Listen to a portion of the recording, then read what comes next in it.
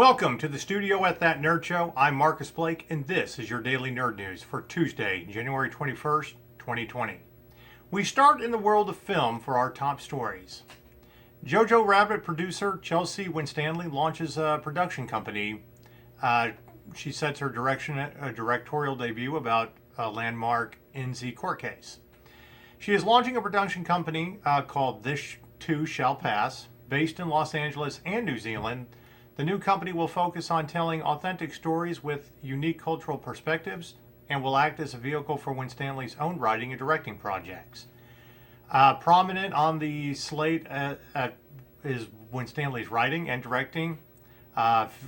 She will be doing her feature debut called The Appeal, about a landmark legal case in New Zealand.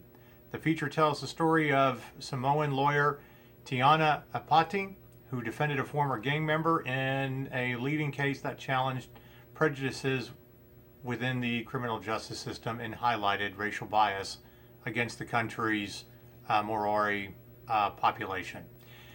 In other news, Julian will be working on a Downton Abbey feature film sequel after shooting The Gilded Age later this year.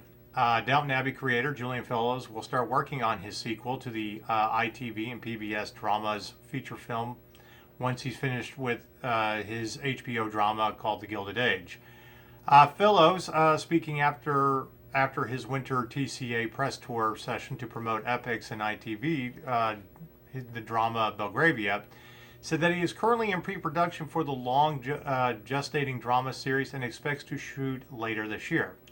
When asked when he would start writing the movie sequel, he joked, "Give us a break. Not until I have finished the scripts for The Gilded Age."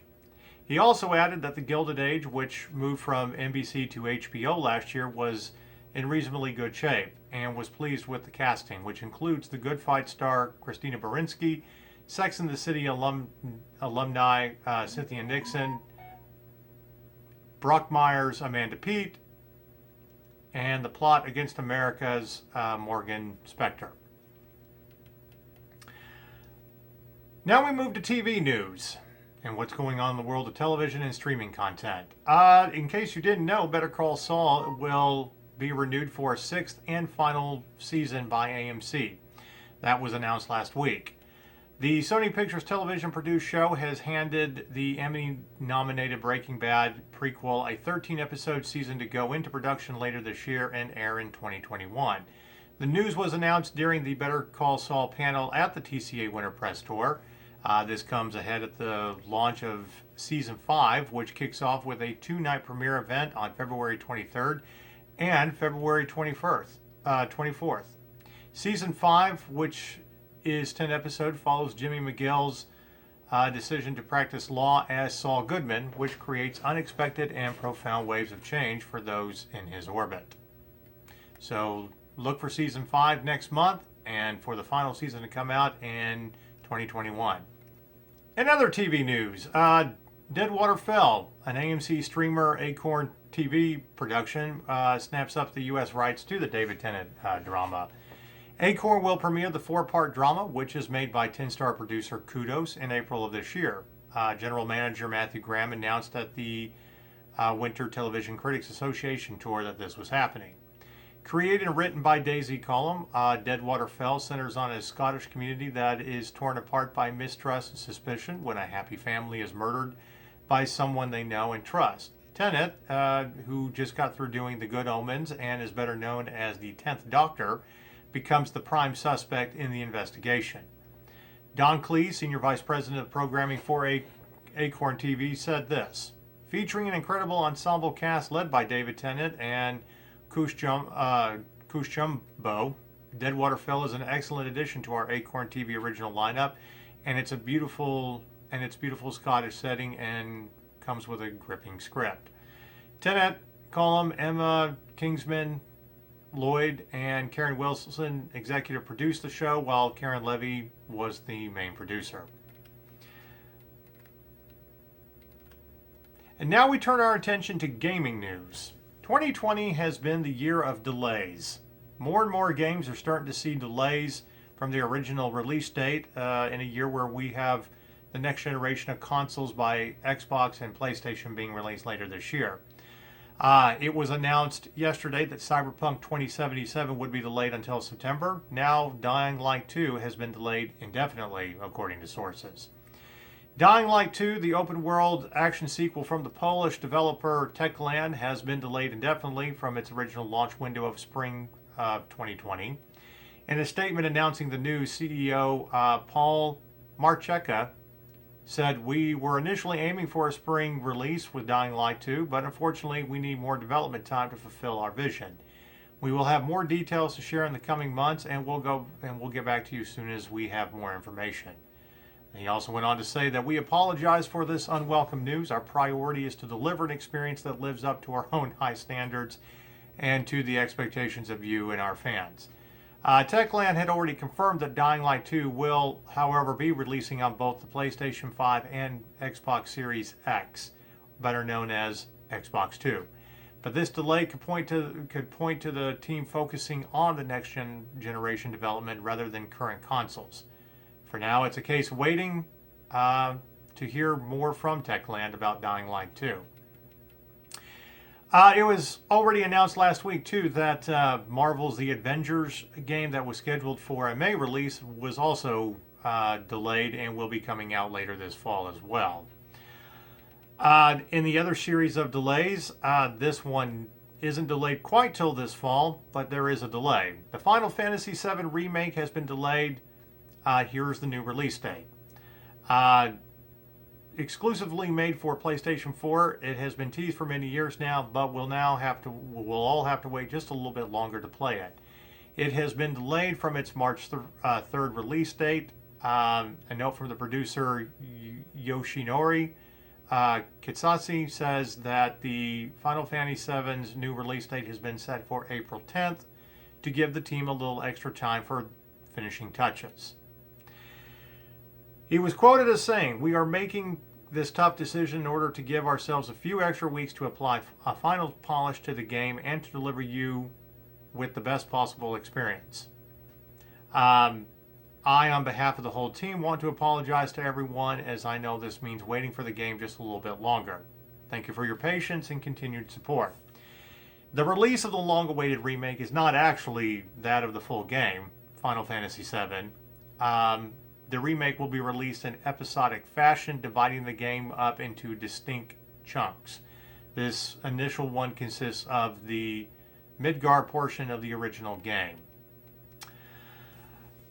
So there you have it, folks. More in gaming news, more delays, but it shouldn't be that surprising considering we have two new, the next generation of consoles being released, and everybody is pushing their games to be on the next generation of consoles later this fall. But I think it's pretty evident that we're going to have a very busy fall for new game releases.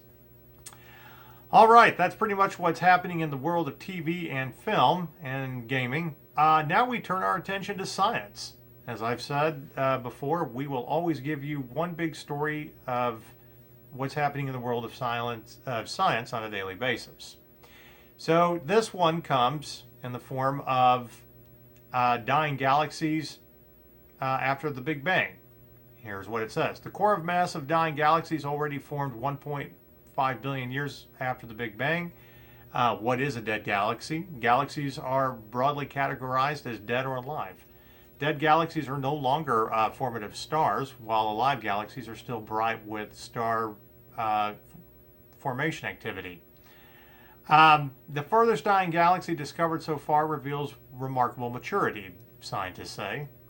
A team of researchers from the Cosmic Dawn Center at the Niels Bohr Institute and the National Observatory of Japan recently discovered a massive galaxy dying already 1.5 billion years after the Big Bang. The most distant of its kind, moreover, we found, as they said, that its core seems already fully formed at the time, says Masaki Tanaka, the author of the letter.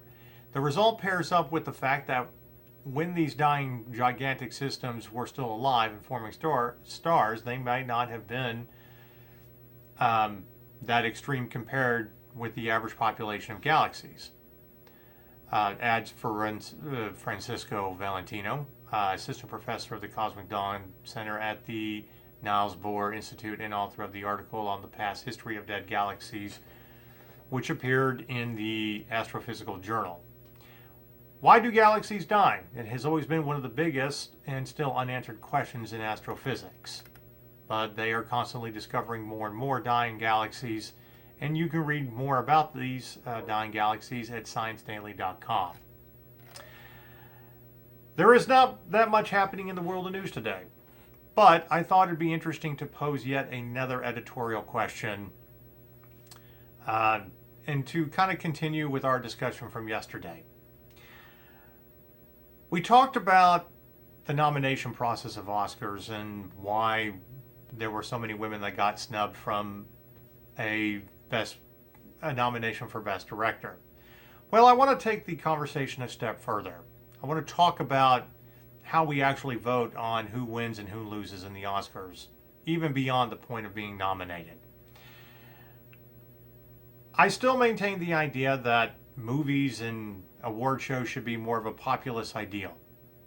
Well, if that's the case, then why is it just a handful of voters that get to decide who wins Best Picture, or Best Actor, Best Actress, or the Best Director? Why is so much having to be put into lobbying for these films to even be nominated? It sounds pretty much like any law that gets made in America, where you have lobbyists floating their own agenda for something to get made in the law. Shouldn't voting really come down to the people who watch the movies, not just critics? And I know I say that because I am a critic, and we do call out bad movies and talk about good movies that never get talked about enough here at That Nerd Show. But again, I still maintain the idea that if I can place a vote for my favorite baseball player to go to the All-Star game in Major League Baseball, or I can call into Dancing with the Stars to place a vote on who I think should be kicked off 1 week to the next, then why can't there be a voting tool for the Oscars? Why can't the majority of why can't filmgoers decide who wins and who loses? In our world of technology, where you can vote online, where we can put together a national election in 1 day with voting machines, are you telling me that there isn't any good way to come up with a way for the world to decide who wins an Oscar and what doesn't? Shouldn't we even make films readily available outside of going to the theater or even streaming content for people to even be able to have a chance to see films that may or may not be nominated? I would think that if we could have a system like this, maybe we get past films being snubbed. Maybe it shouldn't come down to large marketing firms campaigning for certain films or actors or actresses. Maybe they're judged on their merits. Maybe the world and the people who actually see films get to decide this in one big massive vote. A small group of voters deciding the outcome is pretty much the equivalent of the Electoral College deciding who's going to be president in the United States. Why even have a popular vote or even have that if we're only going to have a small set of voters that determine the outcome? I say that with affection for the Oscars because we still watch them every year. Even though I've had my gripes about the whole system since 1998 when Saving Private Ryan got snubbed for Best Picture for a crappy film called Shakespeare in Love that most people don't even remember today compared to Saving Private Ryan. But again, why can't we put forth a system where we all have a say, where we all get a chance to vote on our favorite films, to nominate them, to look at it through the prism and have all films have an equal shot at being nominated and gathering votes. Maybe it's the films that we've never heard of that are only through word of mouth that end up being the best films of the year. We see a ton of them every year at film festivals. But, small budgets, not enough marketing, and it's hard for it's hard for the world to find out about them unless you are going to film festivals. And I think that's a shame. So I pose the question, why don't we all get a vote? Shouldn't we all get a vote? I mean, we are the population going to see movies.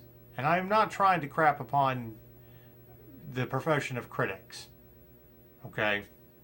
Yes, critics do offer, invaluable insight to films. Okay? Not everybody can do it. But at the same time, it's the everyman that determines whether people should go see films or not. And we've already created a system like that with Rotten Tomatoes, where people can vote on whether this film is good or whether it has, a good enough audience score compared to a critic's score. We already have systems in place to do that. So instead of arguing over films that and directors or actors and actresses that get snubbed, why don't we create a system where we all get to vote?